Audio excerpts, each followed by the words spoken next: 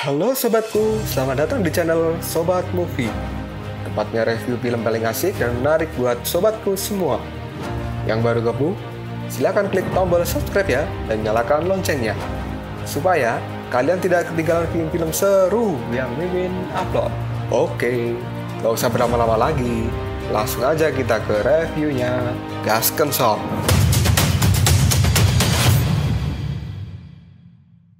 Hey, oke, sobatku terkeren, terkecil, terbaik, tersemuanya. Kita masih bersama Sobat Movie, channel alur cerita terasik sepanjang masa. Oke, kita akan bahas chapter 164. Gak usah cacet banyak bacot, kita langsung masuk aja ke pembahasan. Datang orang aneh yang menemui Xiaoyu. Orang ini terlihat sangat mengkhawatirkan Xiaoyu karena Xiaoyu telah tertidur beberapa hari. Xiaoyu yang terkejut sekaligus ketakutan bertanya, "Siapa kamu?"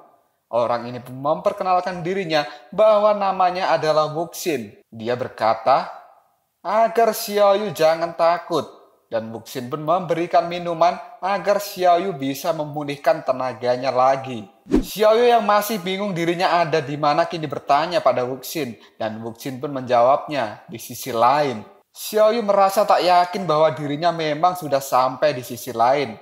Kehadiran Wuxin tidak ada niat buruk sedikit pun. Dia ada di situ adalah untuk merawat Xiaoyu.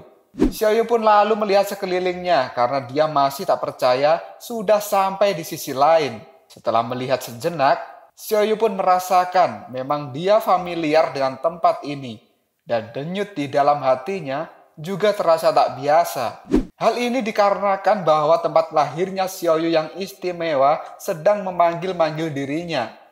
Xiaoyu yang terdiam membuat Wuxin bingung dan bertanya, "Nona Xiaoyu, apakah Anda baik-baik saja?" Xiaoyu pun lalu menjawabnya, "Kenapa kamu tahu namaku?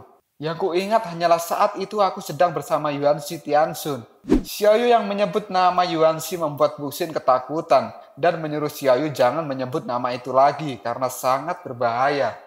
Wuxin takut jika dia nanti keluar karena dia sangat jahat dan berbahaya jika menemukan kita, kata Wuxin. Xiaoyu pun lalu berkata apa dia ada di sini, dan Wuxin bilang kalau dia ada di mana-mana dan tak akan mungkin menghindarinya. Menurut Wuxin, Yuanxi ini ingin menyakiti Xiaoyu dan dia membujuknya untuk tak melakukan hal itu. Wuxin pun berkata, "Aku ada di hatinya, tapi tak pernah dianggap. Aku harus keluar menemuimu saat dia istirahat."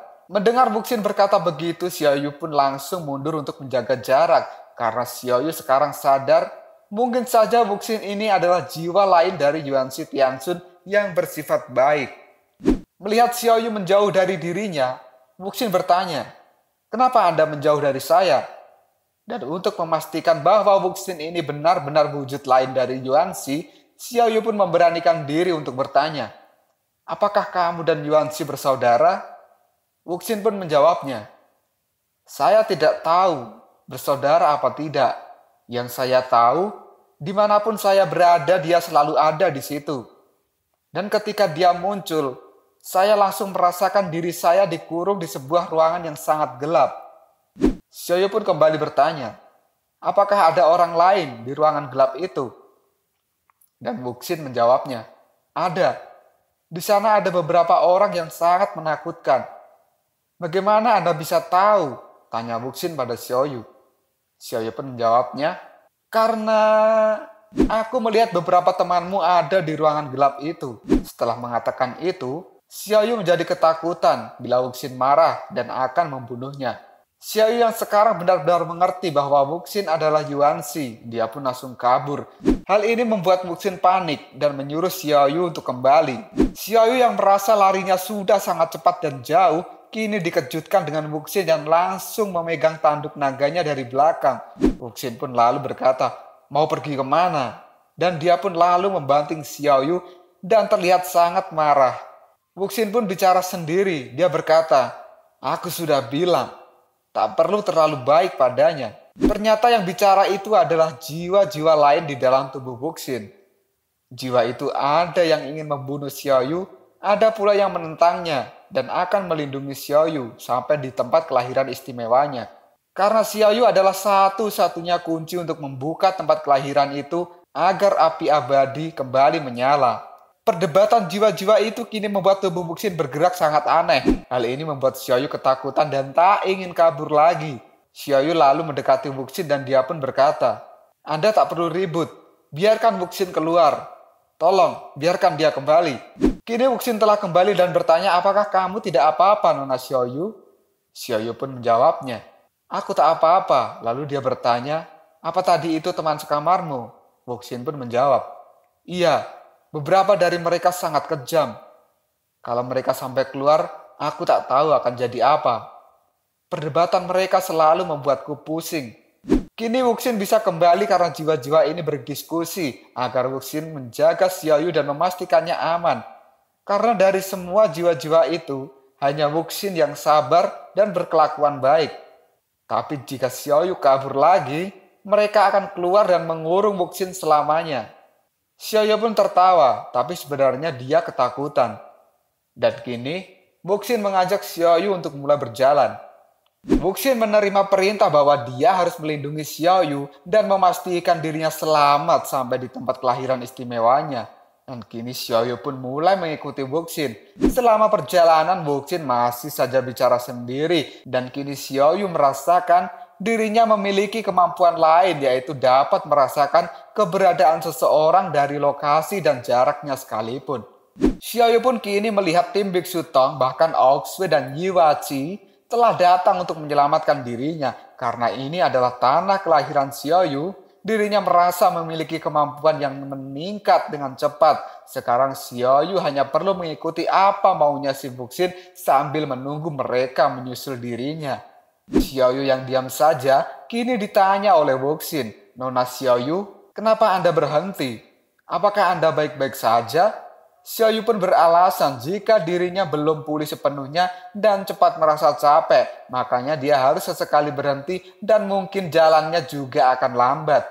Bailang kini terus berlari dan melacak Xiaoyu. Dia pun menemukan bulu milik Xiaoyu di tempat itu. Sekarang Bailang merasa sangat yakin bahwa Xiaoyu ada di depan mereka saat ini dan biksu menanyakan, "Apakah sudah ada tanda dari Xiaoyu?" Bailang menjawabnya, "Sudah, Guru. Jarak Xiaoyu mungkin 2 jam dari sini. Dia ada di depan kita sekarang." Biksu pun langsung paham jika Xiaoyu dan Yuanxi sedang menuju ke tempat kelahiran istimewa. Wuxing berkata, jika Xiaoyu dibawa ke situ adalah untuk menyalakan api abadi. Dan Xiaobe pun juga mengatakan, jika api itu menyala, maka di pantai lain juga akan menyala. Dan momen menyalanya api abadi itu adalah hal yang diinginkan Yuanxi Tianxun, karena dia akan menggabungkan kekuatannya dan kekuatan api abadi. Dan akan sangat sulit mengalahkannya jika dia sudah bergabung. Biksu pun lalu meminta izin agar Nona Xiaobe untuk membantunya jika nanti di pertempuran. Xiaobe pun menyanggupinya. Dan kini biksu mengajak mereka semua untuk bergerak dengan cepat sebelum Xiaoyu sampai di tempat kelahiran istimewa. Bailang dengan penuh semangat kini berjanji tak akan kalah dari Yuanxi. "Kita berpindah ke alam baka dulu, Sob." Di sana terlihat ada seseorang yang sedang memahat batu dan Sun Wukong sedang duduk melihatnya. Ternyata Wukong yang duduk ini adalah perintah dari Jiu Quan, sang raja alam baka yang baru. Karena Jiu Quan ini sedang memahat batu untuk dijadikan patung Sun Wukong. Sun Wukong tak boleh bergerak sama sekali dan tak boleh tidur karena Jiu Quan harus membuat tubuh patung ini sedetail mungkin mirip dengan Sun Wukong. Karena patung ini nantinya akan dijadikan tubuh baru Sun Wukong untuk pergi ke alam manusia, yang artinya Sun Wukong akan dihidupkan kembali oleh Jiu Quan, si raja alam baka. Wukong yang mulai bosan kini menanyakan identitas asli Jiu Quan ini siapa. Jiu Quan merasa identitas itu tak penting karena yang terpenting sekarang dirinya adalah teman Sun Wukong. Wukong pun lalu mengatakan, "Kenapa kamu membantuku?" Jiu Quan menjawabnya, "Aku membantumu karena kamu juga akan membantuku." Jiu Quan lalu bercerita bahwa alam baka ini sangat luas. Dirinya bertanggung jawab penuh atas ketertiban tempat ini. Dan Raja Alam Baka yang sebelumnya, yang Sun Wukong bunuh, dia adalah salah satu bawahan dari Jiu Quan yang sangat buruk dan tidak becus mengatur alam baka. Jiu Quan berkata, meskipun dirinya tak pernah ke alam manusia sekalipun, tapi dia selalu memperhatikan apa yang terjadi di sana. Dan menurut Jiu Quan, Yuanxi adalah dewa kuno yang berbahaya. Jika dia mampu mendapatkan kekuatan untuk membalikan sebab dan akibat di dunia, maka hal itu juga akan membuat kacau alam baka. Dan kini, Jiu Quan membantu Sun Wukong kembali ke dunia agar melawan Yuanxi dan mengalahkannya. Sama saja dengan Sun Wukong membantu dirinya menjaga alam baka agar tidak kacau. Kini patung Sun Wukong sudah hampir jadi. Jiu Quan memahat patung ini sedetail mungkin dengan merasakan bentuk jiwa dari Sun Wukong. Dan dia berkata bahwa patung ini dibuat dari batu yang sangat istimewa. Jiu Quan menceritakan bahwa batu ini berasal dari langit sebelum Yin dan Yang terpisah. Batu ini terjatuh dan akhirnya sampai ke alam baka. Batu ini telah terbakar api penyucian selama ribuan tahun dan akhirnya leluhur dari Jiu Quan menemukan batu ini dan batu ini adalah salah satu harta yang paling berharga milik alam baka. Mendengar Jiu Quan banyak bercerita, Wukong merasa bosan dan berkata, banyak bicara kau.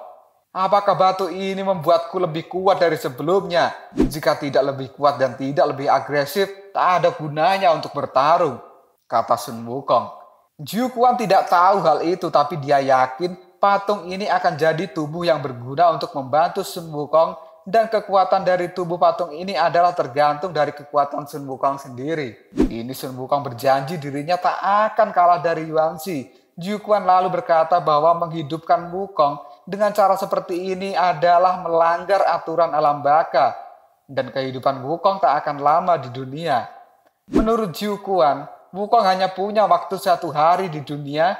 Waktu itu dihitung dari saat pertama kali Wukong menginjakkan kakinya di alam manusia. Setelah waktu itu habis, maka dirinya akan kembali lagi ke sini. Wukong pun terdiam sejenak dan berjanji akan menggunakan waktunya sebaik mungkin. Dia akan datang dan menyelamatkan Xiaoyu. Jiu Quan kini mengatakan bahwa Wukong bisa kembali ke dunia ini adalah bonus dari dirinya. Maka dari itu, gunakanlah bonus ini sebaik mungkin. Selesaikan apa yang belum kamu selesaikan sebelumnya, kata Jiu Quan pada Sun Wukong. Jiwa Wukong kini langsung masuk ke dalam patung batu itu karena Wukong sudah tak sabar menunggu untuk kembali ke dunia. Oke. Kita berpindah ke tempat Xiaoyu. Xiaoyu kini memperlambat langkahnya dan Wuxin menyuruhnya untuk tetap berjalan.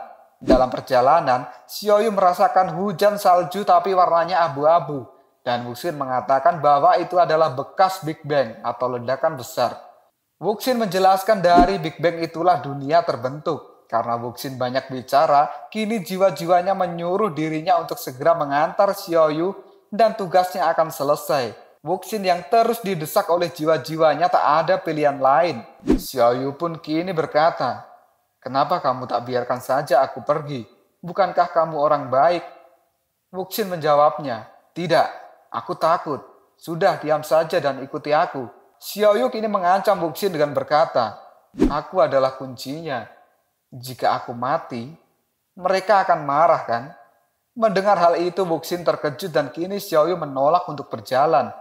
Wuxin pun mengatakan agar Xiaoyu tidak membuat masalah karena saat ini mereka tak punya pilihan lagi. Xiaoyu pun lalu berkata, "Aku punya pilihanku sendiri dan aku memilih untuk mati." Xiaoyu pun langsung menjatuhkan dirinya ke jurang dan dengan cepat Wuxin menyusulnya dan berhasil menangkap tangan Xiaoyu. Xiaoyu yang sengaja menjatuhkan diri adalah sebuah trik darinya karena dia tahu Wuxin pasti akan menolongnya dan tak membiarkan dirinya mati. Dan kini, Xiaoyu yang sudah ditolong lalu melemparkan tubuh Wuxin ke dalam jurang. Xiaoyu pun lalu memanjat tebing dan segera kabur. Sesampainya di atas, Xiaoyu berlari secepat mungkin untuk pergi dari tempat itu. Dan tiba-tiba saja, dia dikejutkan oleh seseorang yang menangkap tangannya. Ternyata, orang itu adalah sitian jahat yang tak akan membiarkan Xiaoyu kabur. Xiaoyu pun terkejut dan bertanya dalam hatinya, siapa lagi orang ini? Lalu apakah yang akan terjadi pada Xiaoyu dan apa yang akan si Tian jahat lakukan selanjutnya? Tunggu saja di next video. Koprol sob. Tetap stay di channel Sobat Movie dan jangan lupa klik subscribe, like, dan share ke teman-temanmu agar channel ini dapat berkembang dan menghibur kalian semua. See you next tomorrow. Bye-bye.